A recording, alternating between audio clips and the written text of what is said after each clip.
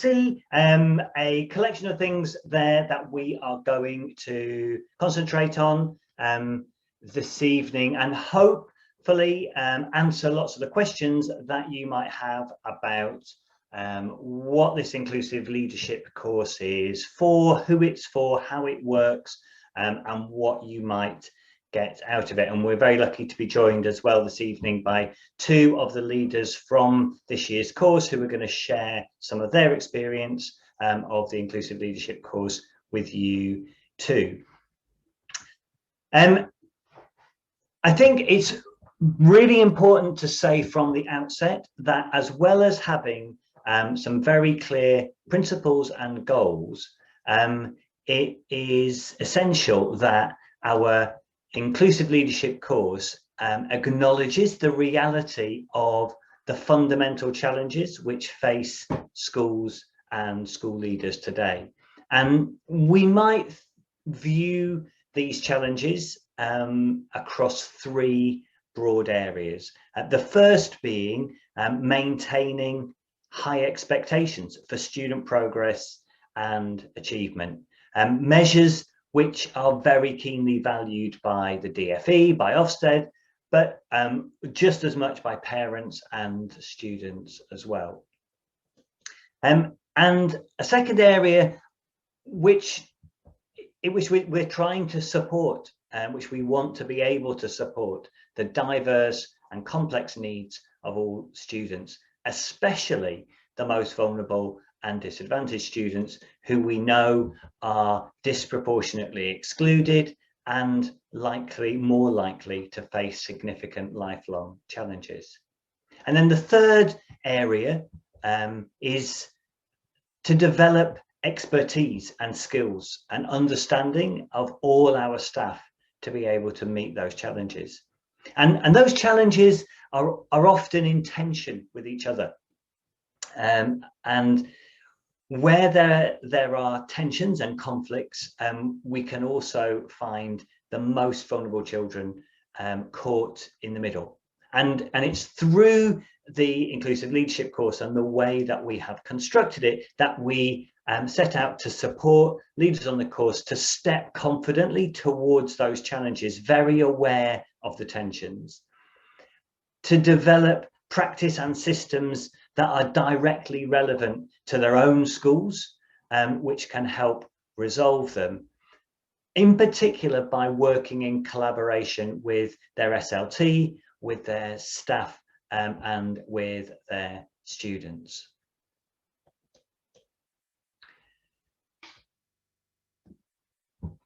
The inclusive leadership course was founded on three core principles.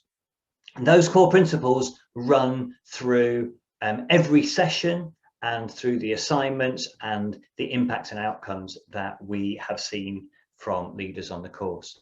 The first is that all children have learning, well-being and safeguarding needs. We advocate for establishing a universal foundation for inclusion that doesn't presume to know what is often out of sight, and essentially making practice that can sometimes be seen as specialist, accessible and meaningful to all staff. The second principle is that relationships are integral to learning. Learning is not a transactional experience, it's not a commodity. It is built on and hugely enhanced by the relationships between staff and students. But if we accept this, then we also have to accept that human relationships themselves are very challenging.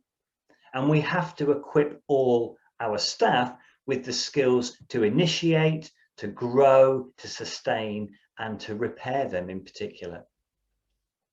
And the third is that inclusion needs expert school leadership. Sustained improvement to student outcomes requires that inclusive leadership to belong to the school, to not be bolted on from the periphery, but built in, embedded and understood in each school's context. And the course that we have developed very, very explicitly looks to improve and shape the expertise of school leaders in their schools. And I'm going to pause for a short while, and I'm going to hand you over to Hannah Flowers from Sarah Bonnell's school in Newham. And Hannah is going to tell you about her experience of the Inclusive Leadership course this year. Thanks, Shaun. Hi, everyone. I hope you're having a great day. It's lovely to be able to talk about this. It's had such a big impact on my life and hopefully on some of the lives around me too, that it's just such a privilege to be able to speak with you all about it. And I actually did the final day last week, so I can actually say I finished the course, which is great. Sad, but great. So I was interested in joining the course. I had a background in inclusion, a real kind of fascination with inclusion and real passion for driving that in mainstream. I had actually worked in referral units in the past, so I do have an interest in alternative education as well. But I was kind of approached by a member of my team to say, you know, there's this amazing opportunity. Are you up for it? And the minute I saw the values, I knew that it was something that I wanted to know more about. And I'm really, really lucky that I actually got the chance to do it. So I was really looking for that structure and that content in relation to, you know, relational practice, but also things that I could actually use in my school life. So often we go on training that is super helpful, but very difficult to implement and with very little support. So that's what I was looking for. And the difference really provided that for me and for my course mates as well. Throughout the 6 sessions, we have looked at lots of different things, which I won't spoil for you because you're going to hear about them today. But despite them being online, they have been challenging and informative and inspirational, all in equal measure. And, you know, I thought I knew a lot about inclusion. My whole school career has been in inclusion.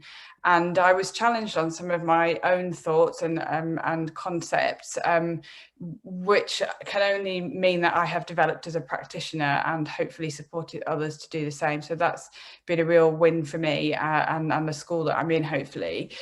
I've really valued the community and network that you build as part of the course. You know, you go through these sessions, whether it's virtual or in person, and you just have the most rich opportunities to discuss really quite difficult content sometimes with people who are in the same shoes as you and who want the same thing. And we respectfully challenge each other and we support each other. And, you know, I can truthfully say that I've met people on this course that I will continue to liaise with and support and get support from for a long time going forward, which is a real privilege.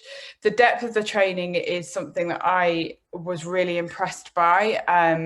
We do, you know, you explore key theories on the course, but you also think about how they work within the leadership of a school. You look at all the complexities of how those theories might work. But equally, you know, you are not then asked to do these massive assignments that you might get in other courses. Actually, the work that we do on those, following those learning experiences, is to really properly reflect and to think critically about how they could work in your schools, how they will develop your practice as an individual, but as a leader as well. And I think those have been the points at which I've noticed the most change or the biggest shifts in my thinking, supported by those around me, but you know, ultimately because of the learning that I've had on the course itself. In terms of the impact it's had, obviously within that year of doing the course, there have been challenges, to say the least. Capital C challenges. But I have actually been able to implement some of the things we've already learned. And I think to be able to do that so quickly demonstrates how kind of well designed the course is and the resources are. There are lots of things that I will need longer term planning to be able to embed, but that is happening. So some of the things that I've seen happen already as a result of this course is policy level change. So we are looking directly at our anti-bullying policy, our behaviour policy, how we're using language to write those policies, what kind of support we need to give our teams, our staff, to be able to implement those policies, but with relational approaches at the heart of everything that we're doing. And to be able to name that and literally write it into what's going to inform the practice in our schools going forward is just really, it's just so exciting. And it's really great to be at the forefront of that. We have seen a real shift in our leadership team thinking around how we plan, from teaching and learning to safeguarding to trips and visits and assemblies. Everything has that sort of inclusion lens on it now, which I thought we had before, but as I say, I've been challenged on that this year, and we have really thought deeply about how to transform our practice so that it is relational at its heart. So an example of that is one of the approaches we looked at is an asset-based model, and thinking about the expertise and the skills of the students, but also the staff that are working with them. And we have started to include all support staff in our looking for learning cycle, for example, so that we are really embedding high quality feedback and really good quality CPD for all staff across the school, regardless of what their role is. And that will only seek to improve outcomes for our young people, and that's what it's all about. The other thing that I think I can truthfully say that we've seen an impact with already is our approach to resilience and mental health across the school. We have had such a transformative year in terms of how we're reaching out to our students and making sure that our approaches are kind of a holistic one. I used this phrase before, but we do genuinely have a built-in inclusive approach now, rather than it being bolted on. And I think that, that has been recognised through our partners, Head Start, and we have been asked to speak for the DFE around the work we've done on that already, which is, the tip of the iceberg, thinking about the journey that we're about to embark on. And I think finally, one of the biggest impact we've had is to think about student relationships at the heart of everything. We've got a much sharper focus on connecting with students now before we address what's going on with them, and before we deal with their behaviour, because we all know now that behaviour is a function, it's a communication tool, and actually this course has provided me with a lot more material and resources to be able to train my staff in a way that they really understand that from lots of different angles. And the benefit of doing lots of different types of learning means that you can reach out to a lot more people, because people think in different ways. So I think in terms of how I'm going to use what I've learned going forward, as I say, we have completely transformed our behaviour policy to have these relational approaches at the heart. And we are on a journey with that. We are going to be launching it in September.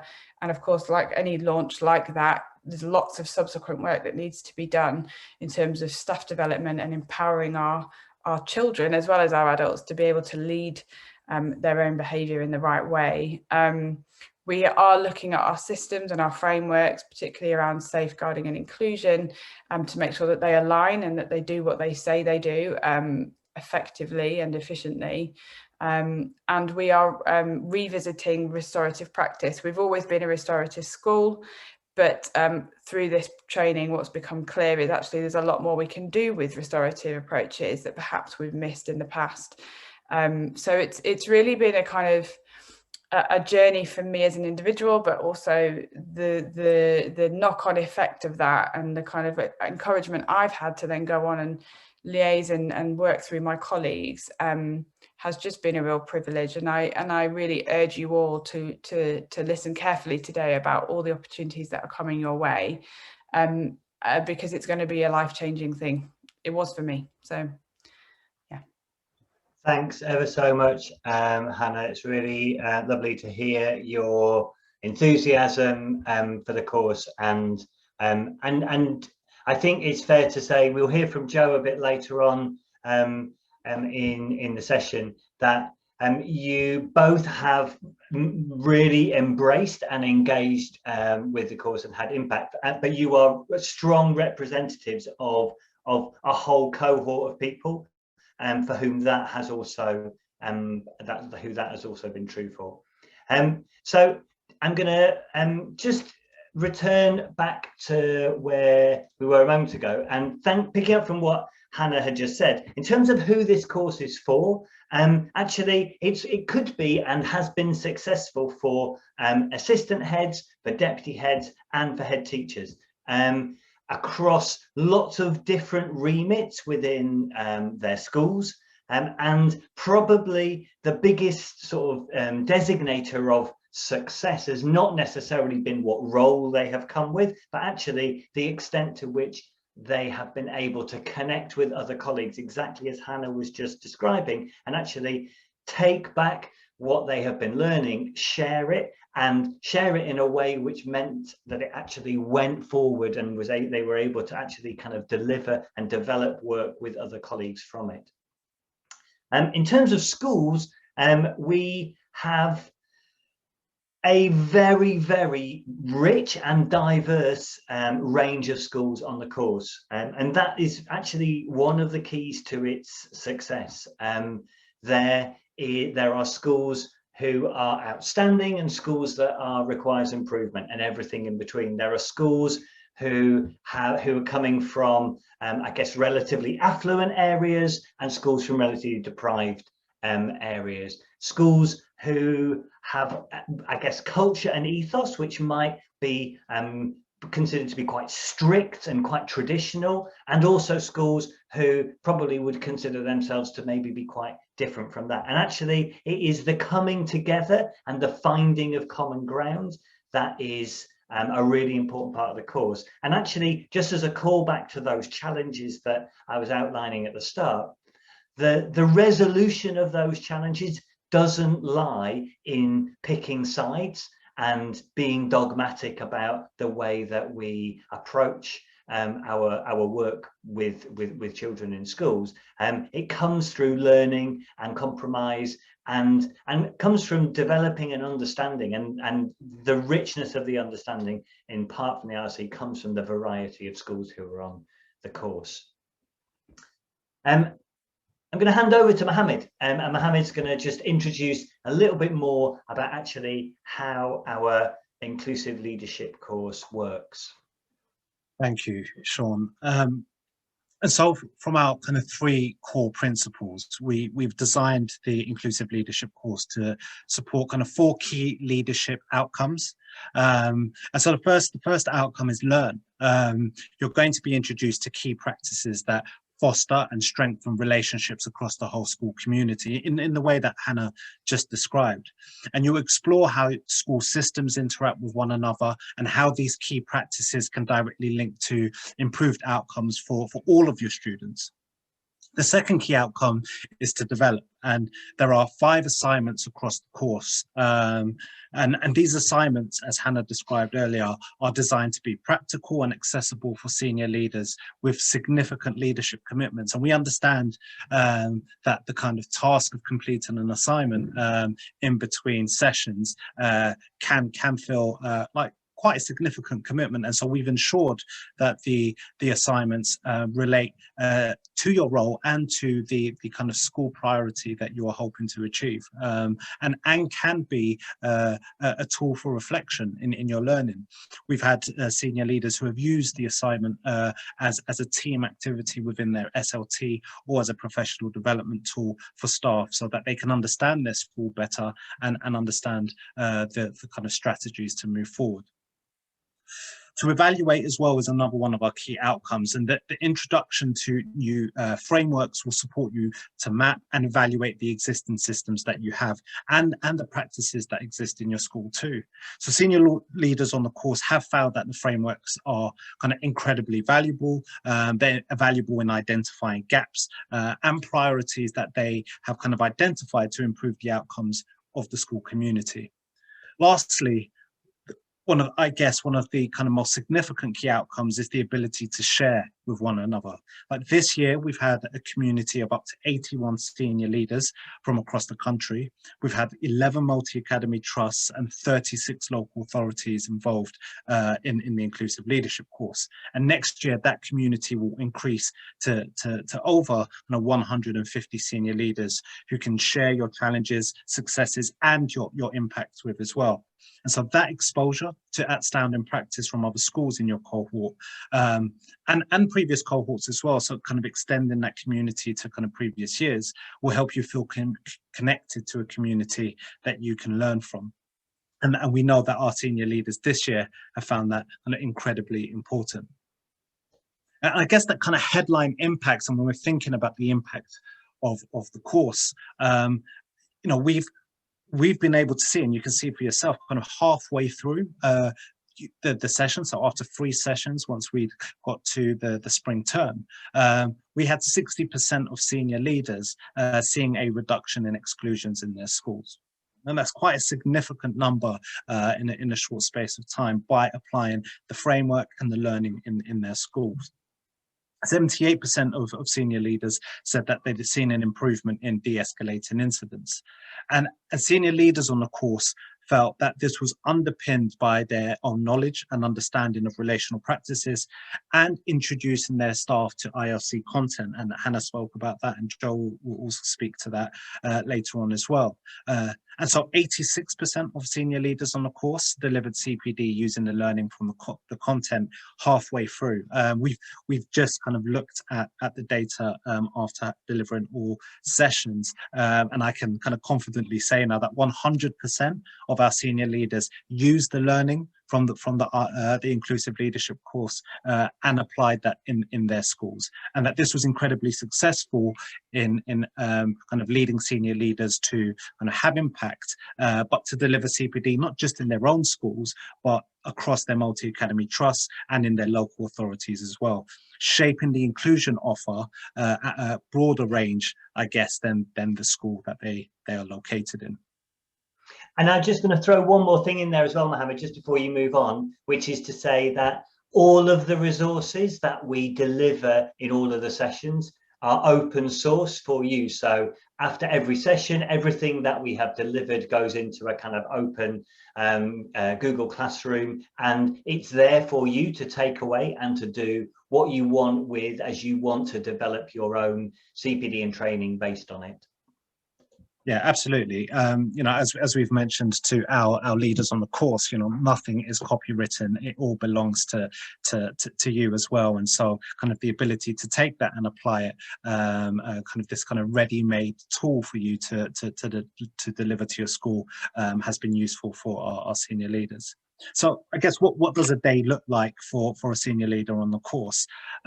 We start the day by looking at kind of the previous assignment and reflection on kind of the previous session.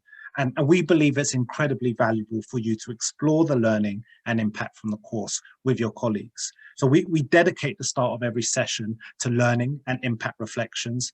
And what was the most significant thing you took from the last session? And what did you do with the learning? And we're interested to hear what impact you were able to see and to share that with your colleagues on the course as well. We also introduce you to kind of new modules of learning. So we introduce you to new practices and systems to support the leadership of inclusion and safeguarding in your schools. And you'll be introduced to both theory and practical application of this learning in schools. And this includes kind of senior leaders and head teachers from previous cohorts speaking about their own application of the ILC content. So this isn't just kind of us talking kind of more abstractly about kind of the theory, but you will hear from leaders from previous cohorts who will talk about how they applied that more practically in their schools and the impact that they have seen. This will also be kind of linked to principles and framework for whole school inclusion. So each part of the course is interlinked and can be mapped onto the frameworks that we introduce. And the ILC, or the Inclusive Leadership course, is deliberately designed so that these connections can be meaningfully applied to your school systems and then improve outcomes for your students. And then lastly, we introduce a scaffolded assignment that you can then kind of share with your SLT or wider staff body. And so this is where you will see that the interconnections being much more evident in these assignments. And assignments help to practically apply the theory and learning in your schools, and then can be a tool to kind of share with others. And this is incredibly important in applying that learning and that kind of abstract knowledge into kind of real, kind of tangible and practical application. Across the year, you know, Hannah's talked about kind of finishing kind of the sessions. And if you can go to the next slide, Shaun, we have 6 sessions that you will attend on a half-termly basis across the year. In the first session, we introduce you to the inclusion framework and the practice and systems framework, which very much will underpin all sessions across the year. And this really explores how inclusion can be mapped to support students across this whole school and what practice and systems exist to support the delivery of this. In session 2, we focus on trauma. So one, to understand what trauma is and how it affects the development of children, and also how we can work more effectively with children who have experienced trauma. In session 3, we explore asset-based and bias-aware practice, sorry. And this is really to kind of look at how we move from a deficit-based approach to an approach that recognizes the assets in young people and families and the wider community. So recognizing the qualities, the knowledge and skills of all that exist in your community. And bias-aware practice is us kind of exploring and understanding the inequality of outcomes. So identifying what bias looks like and how we can work with staff to respond to prejudice in our school. In session 4, we explore contextual safeguarding and responding to harmful and abusive behaviours. So contextual safeguarding helps us to support all staff to increase the speed of recognition and referral, and that's kind of recognition of kind of risk of harm. And responding to harmful and abusive behaviours helps us to kind of look at what harmful and abusive behaviours and what they are, and how we respond to these behaviours. Kind of looking at what the traditional approach is, and looking at kind of more, I guess, kind of more innovative approaches to responding to harmful and abusive behaviours. Session 5, we look at restorative practice and a compassionate minds approach in schools. So to reduce kind of repeat harmful behaviours and repeat fixed term exclusions, but also how to develop a school culture that supports the improvement in well-being, not only for students and families, but also for staff as well. And that has been incredibly important this year, where staff have reported to us that, you know, staff morale in quite a challenging year has been difficult, and then using this model has been incredibly important in supporting staff in their schools.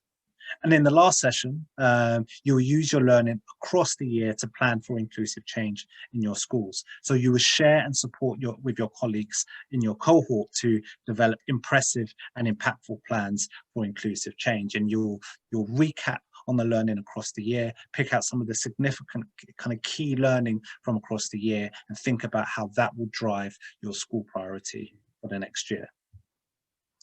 You've already heard from Hannah, and I know Joe is in the room, and Joe is another senior leader who's been on a course this year, who will also tell you about the course as well, and what he was able to kind of really pick from the course and learn, and how this had an impact in his school. Thanks, Mohamed. I hope you all can hear me. Happy Tuesday. I've got 11 teaching days left, and I never do this, but we are really counting down. So yeah, I'll be brief. So yeah, this time kind of last year, I was in the same situation that you all are. My VP had asked me whether or not I wanted to do any CPD for the coming year. And I come from a new start school, so we opened in 2013. I started in our first cohort. So we spent the first kind of 7 years making it up as we go along in the kind of best polite way, and kind of setting up our frameworks and setting up our systems. But in terms of our own professional CPD, we didn't really do that much because our focus was setting up on the school. So this kind of gave me an opportunity to really review our systems and routines, and actually make sure that although we think we're offering a great inclusion package, and people that come and kind of do monitoring visits for us tell us that we're doing great work on that, are we actually really doing the best practice that we possibly can with the kind of capabilities that we've got? So if any of you are kind of not having had CPD for quite a while, this for me was a really good kind of introduction again as to how important it is to keep training your adults. And my big reflection kind of that I'll probably summarize at the end of this when I talk is kind of my staff are my main assets in school and I've got to look after them. And that's been my massive big takeaway from kind of my year with the difference. So yeah, I mean, well done for being a part of it. I think that upon reflection, 2021 to 2022 is going to be the best year for you to be involved in this. It's been really useful for me this year, particularly around trauma-informed practice, to really have that real understanding that all of our children have had a horrible, terrible year, but also all of our adults have as well. And kind of being able to see that from kind of Mohamed and from Shaun and all the work that they do, and then applying that in real terms into my school, that's been really helpful for me, because without that kind of context and without that language, I wouldn't have been able to articulate to our children, to our families, to other senior leaders, the importance of really focusing upon this. So in kind of like quite a basic level, the language that you get to develop over this gives you a real voice around the senior leadership table.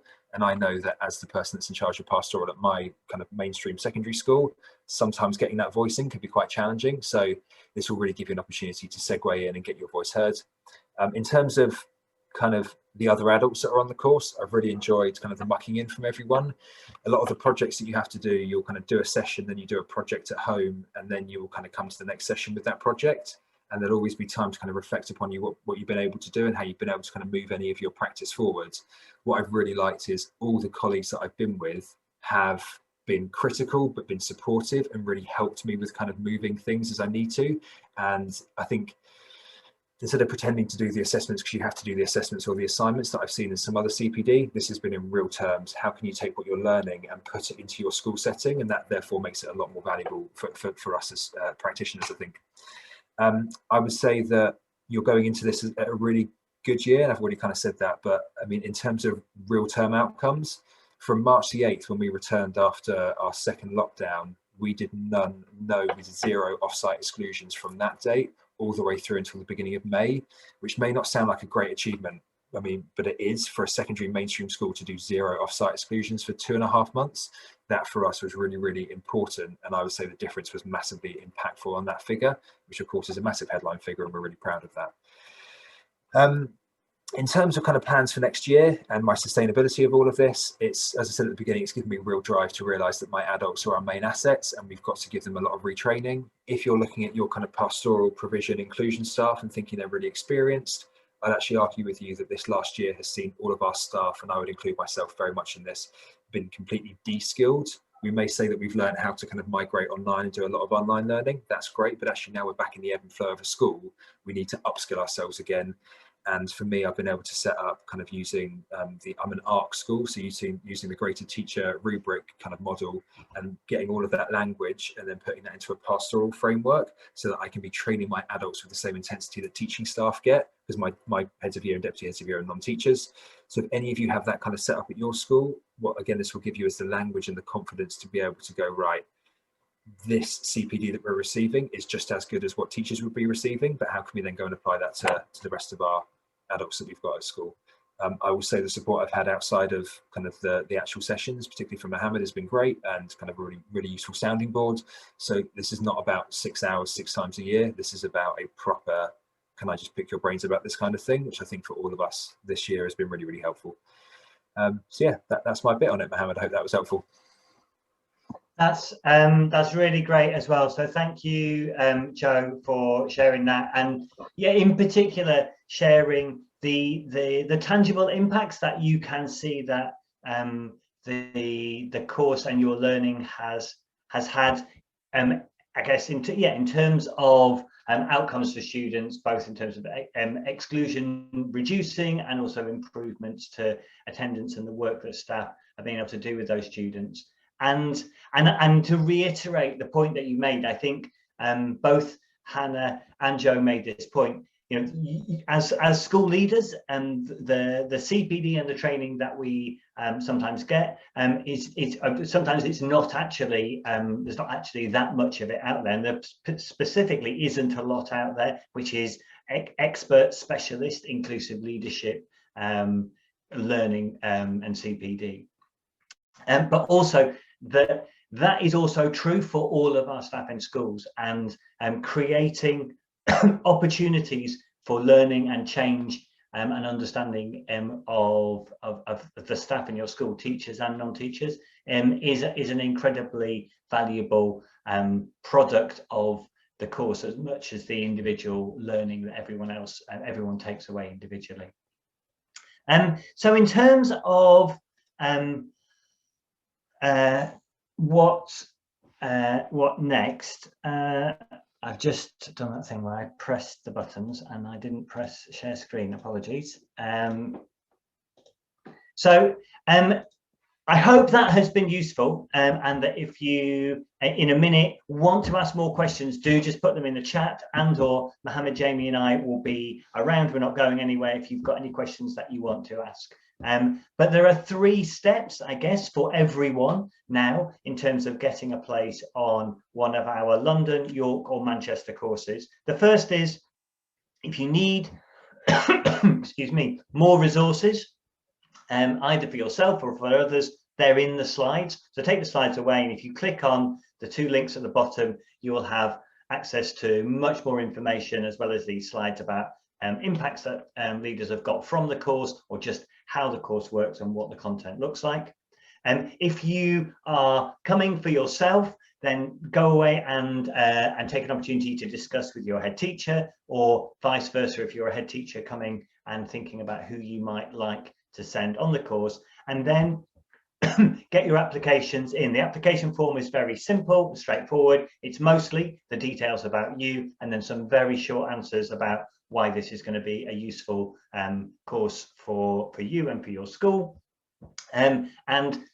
We really want applications to come in before the end of term, although we understand that this sort of phase of the school year is incredibly busy, and that we will be accepting applications as we go into the summer holidays, if that isn't possible. But we're running some events in the last week for everybody who has applied, so it'd be great to get your applications in. If you want to ask a question, let's take those questions now, and we'll pick up the questions from the chat. Otherwise, as well, if you want to get in touch with Mohamed or with me to follow up afterwards, because there is something specific you really want to understand or know that's come out of your reflections or the sharing with your head teacher, then again, we're at the end of an email or the end of a phone call if that is helpful to you. So I'm going to pause there, and if you want to stick a question in the chat and we'll answer it, or stay and ask a question. Otherwise, I'm really grateful that you've given up time to come and find out about the course, and I am excited, hopefully, to see lots of you in September at our first sessions in either York, London or in Manchester.